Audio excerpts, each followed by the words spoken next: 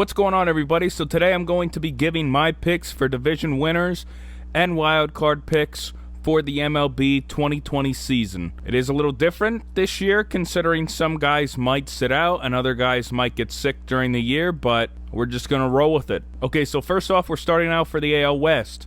The winner of this division, it pains me to say it, but it will be the Houston Astros.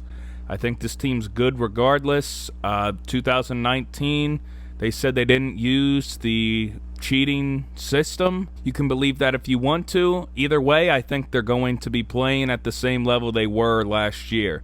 So for the AL West, I have the Houston Astros. Next, we'll move to the AL Central. So I'm going with a little bit of a surprise team here. I think younger players will be key to this season. And if you think about how younger players usually come up, you think about Puig when he came up with the Dodgers.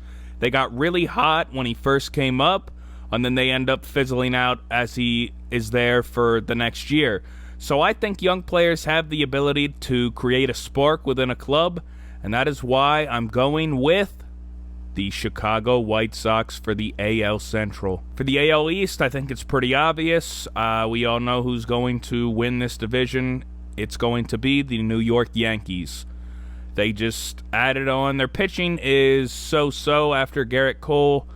However, their offense is going to destroy every other pitching staff this year. I don't think pitching as a whole is going to be that good this year because we're getting an abbreviated spring training, and pitchers as a whole are only going to get around 6 starts for the regular season.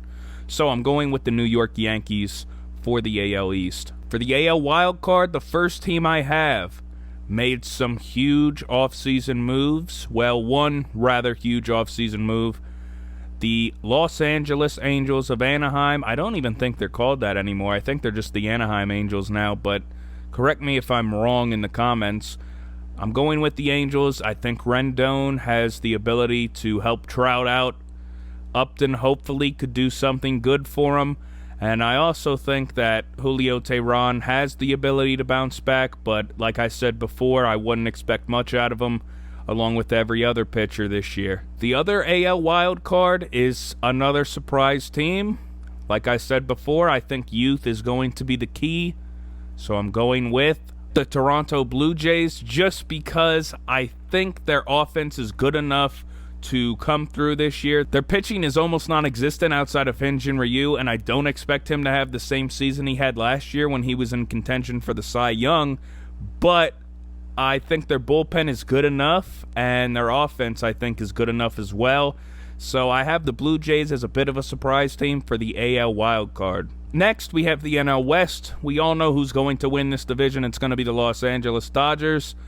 They added Mookie Betts to an already potent offense, and their pitching got even better as well by reacquiring Alex Wood. So I have the Dodgers here, and I think they're the strongest team in the MLB this season. For the NL Central, I have another bit of a surprise team here. I have the Cincinnati Reds. They got better on offense by adding Mike Moustakas and Nick Castellanos. And their pitching staff has the ability to be one of the best pitching staffs in the MLB if Luis Castillo can come through again and Sonny Gray can return to form like he was pitching last year. Trevor Bauer's going to be putting up a 3-point-something ERA, you know that, every year. So I have the Reds winning the NL Central. For the NL East, this one also pains me because, as you all know, I am a Phillies fan.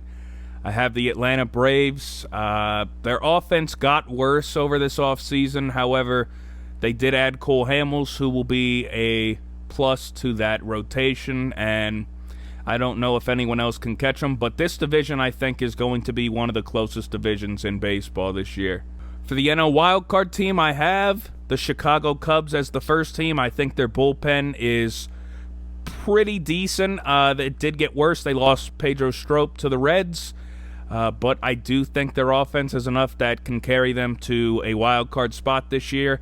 It was between the Cubs and the Nationals for me for this spot, and I don't think the Nationals have a good enough bullpen for this year.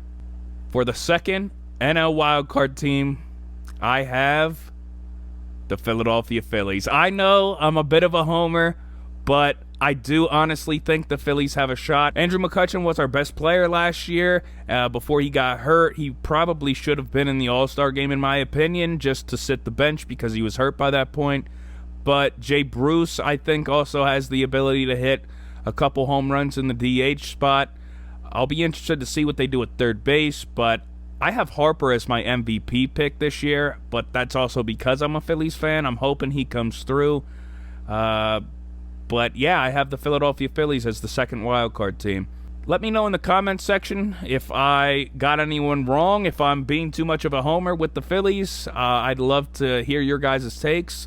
That's all I have for this one. Thank you so much for watching, and until next time, peace.